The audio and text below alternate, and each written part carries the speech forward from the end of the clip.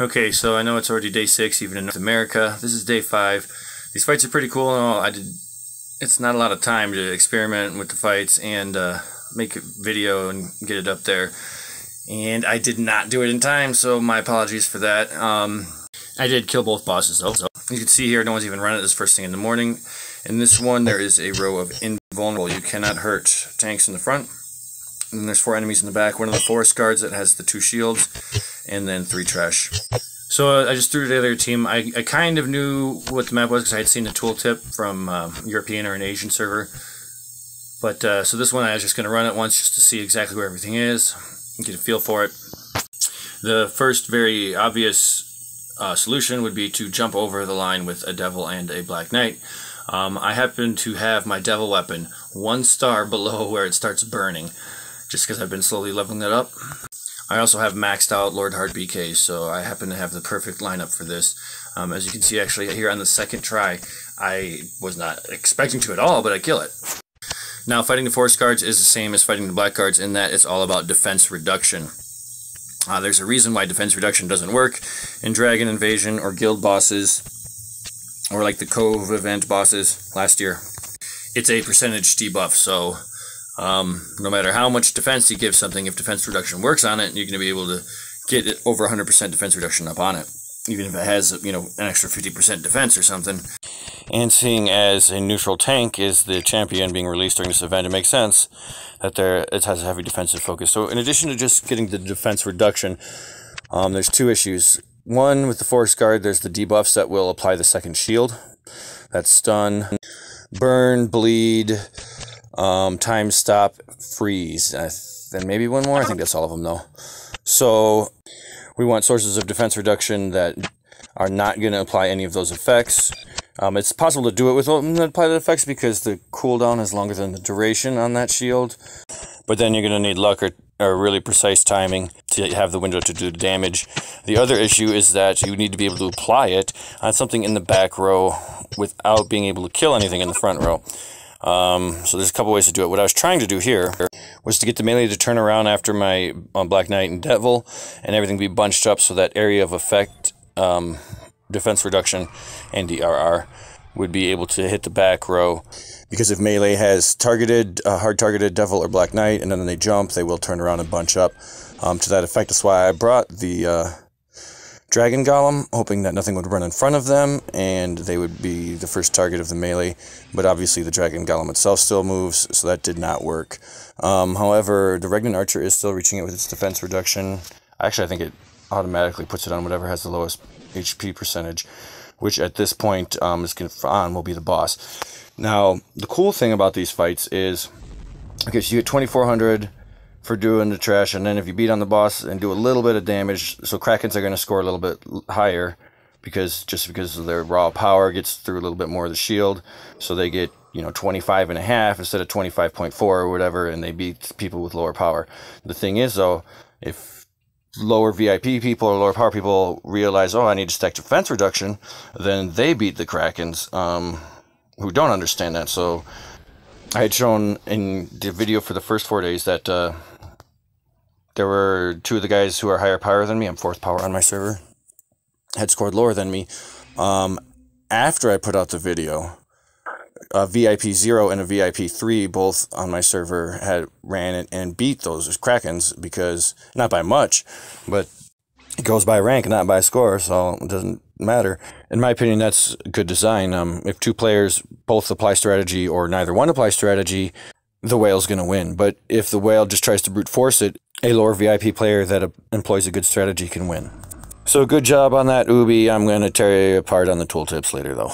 Anyway, as you can see here, look at his damage, though. Bam, I just fucking beat the fuck out of this guy all of a sudden. Now, bear in mind, this is my second, really my first one after seeing the map attempt, so I was pretty surprised about that. And as I'm assuming you've been watching the text on the screen, there's a 9-second gap there during which I killed it. Might be longer than 9 seconds, but she died. Or she turned immune for 5 seconds as per her ability, but there isn't even supposed to be a gap in the shields that's 9 seconds long. The automatic one is 15 out of every 20 seconds, so a 5-second gap, and the other one is 8 seconds, the trigger one, with a 12-second cooldown, so max possible 4-second gap. what's up with the 9-second gap? My theory is that the mage's whirlwind was up and delayed her casting the shield. So because I beat it so quickly, and because not everybody has a weaponized BK or a 3-star woke devil, I started working on ways to get other units to attack the boss. And to that effect, I'm abusing backups. So what I'm doing is I'm cheesing the starting position of the backups, which is based on the positioning of your team. And units that died to proc the backups are included when calculating that net. So I have to make sure that enough units have died to proc backups before the 25-second initial cooldown is up. Which is why they were all 9-mans, and I have Death Ripple marked, and I'm also using Human Sandro, who has summons. So 24 seconds into the fight, I kill my back row and summon units way far back behind everybody. So that 1 second later, the backups spawn based on the current positioning of the devil and my summoned units, which so it puts them behind everybody. Now they're going to target the melee regardless of their starting position, but by having them behind there, ranged targets whatever is closest to them. So their range is much closer to my backups than their melee this way. Which I failed at a few times here on the screen. I've explained why. I thought about using the Spartan, but I wanted to go with a 9-man. So this time I successfully do it. I get a 9-man up front, a squishy one that they can kill before backups, so I don't have to take my AA off. And then I can Death Ripple them all, summon a unit way far back, get my backups to spawn back here, and then their archer, they target my Manticore. So when I zoom in here, I successfully got a charger backup, one that has a shit ton of defense reduction, to target the boss. So it is possible, you know, without Devil or Black Knight, or it would be if it wasn't a one-day event that ended yesterday. However, unlike chargers in offensive, ranged backups target whatever's closest to them. So that's much easier to get them to target the boss.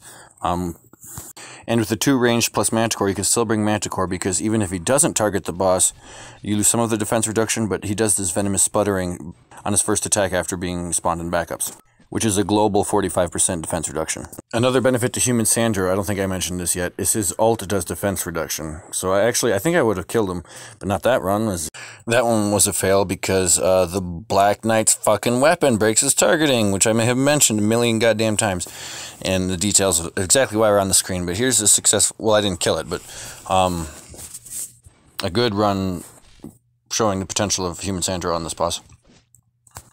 Now, it was shortly after this test that I fell asleep and recorded like 10 gigs of the loading screen. And didn't get the video up or tell anybody how to beat this boss. So, again, I apologize for that. I woke up with just a couple hours left before North American deadline on the boss.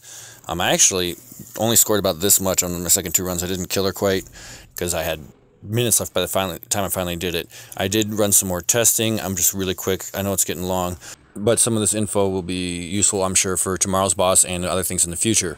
So really quick. I was messing around with ways to get backups on them, but not by spawning backups behind them, but rather by getting them to go walk in front of the defense. So I was trying to get these guys to bunch up on a B, which I did, but too close to my wasp port. So I ended up swapping it out for a giant. And bringing in Troglodyte, my weakest 9-man melee unit, which I had used earlier to kill intentionally. That's supposed to bunch up the melee, and then I can use my classic Mullick with Petrify crowd control to get the melee to stop moving, but the archers to walk past them. Because stun and all that, it does work on the boss, but it procs her shield. It also works on the melees for half duration. However, Petrify is not mentioned in either of the tooltips, and I found out here that it does work on the melee, but even though it doesn't trigger her shield and it doesn't say anything about it in the tooltip, the archer is immune to it. You see, Petrify, boom, she walks ahead, which is actually exactly what I'm trying to do, so sweet, cool. She even targets the Manticore and gets his aggro.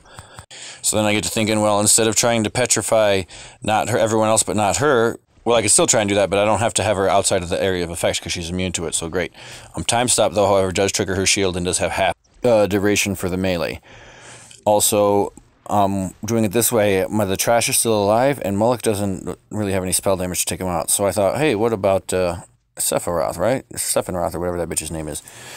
Because then I won't end up in a situation where I need to stop the melee from charging me, but I don't want to hit her with the time stop.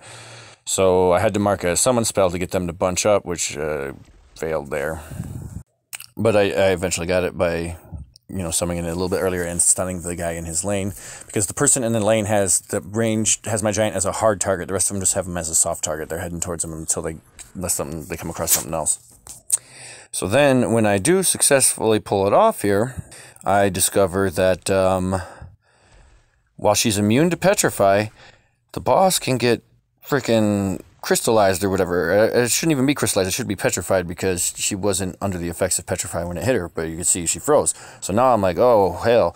That opens up possibilities because I wasn't even sure if Whirlwind was preventing the boss's shield, and also Crystallized Earth is a markable spell. So I busted out Dracon here, who also I found out here, this is more useful information. Cloning Devil can be a pain in the ass, but if you do it, the clone will act as if he's starting out in an empty lane. They will target a random back row unit and continue to target random back row units till they're all dead, rather than trying to finish out their lane so they don't get stuck on the tanks, and they do actually clear the trash up pretty quick. So that was an alternative for people who didn't have the Black Knight weapon I was considering.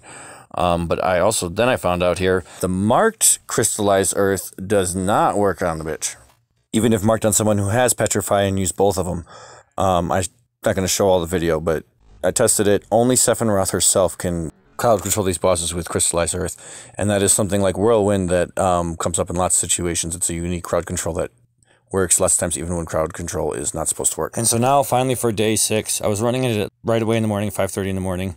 I went to do a test run, thought I accidentally let it finish, and ended up cussing a bunch and having to tell my lady friend it wasn't her fault. But in any case, for the second run, I went with Mephala, because this one hurts you quite a fair amount. It's just percentage HP true damage.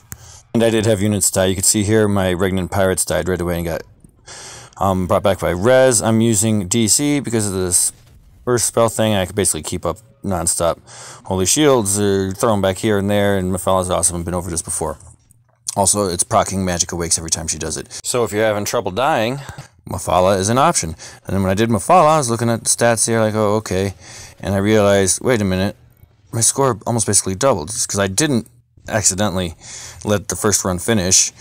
I just killed it without noticing. Because it doesn't even have the 5 seconds invulnerability, and when it hits 0 hit points like the previous Force cards do. So anyway, I also noticed, though, however, that I didn't quite double my score. I got more score the first time when I killed it with Gelu, and that brings me back to something I mentioned earlier on the video. And I'm going to shout out to Nowpack. I'm not sure if I said that right. But he messaged me saying he was out of runs, but he thought he had found something with Frantic and Frenzy. And I had noticed as well, when I frenzied, I was getting a little bump in score.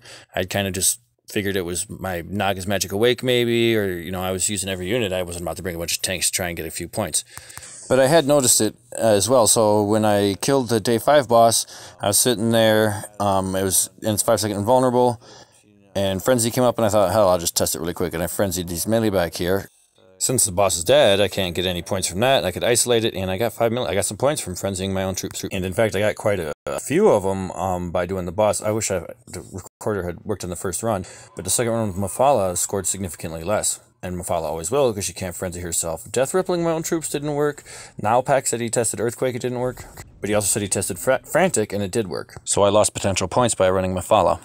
I thought maybe I could make him up here. Change my lineup a little bit, because I had killed it so quick. So I got rid of some DPS, added, I'm going for cooldown reduction here, that's why I frenzied my Wassport. I'm making all these bees. I have my human Sandro adjutant up. I also am watching my casts. I cast Death Ripple, or Mark Death Ripple. So I have 2 Earth spells, and I'm using the DC's cooldown reduction as well. Like I said, this guy will kill you. I'm low on life, but remember, it's keeping people alive. Or, excuse me, I use Genie, I guess, because of the Magic Awakes. And then my backups, I put Naga and Manticore there because they're great, and because it'll all stack up on the boss, so I could frenzy a big clump of them. Because if that's working, then you could use Frenzy, like if you and other people are clearing the same trash or killing the boss, that gives you the little bit of edge to put you over and get you first. That also explains the randomized scores. It's a good way to randomize them, really, to add a minor random variance to them. Because every player is going to have different hit points on their units. And I had thought that it was like healing or health regen. I was trying to figure out where there was variance so I could pass people in tie situations. But looking at the score screen, they don't do any healing. They do the trash was exactly 880 million each, or the boss was exactly 3 billion. So where the heck is this minor variance in score coming from?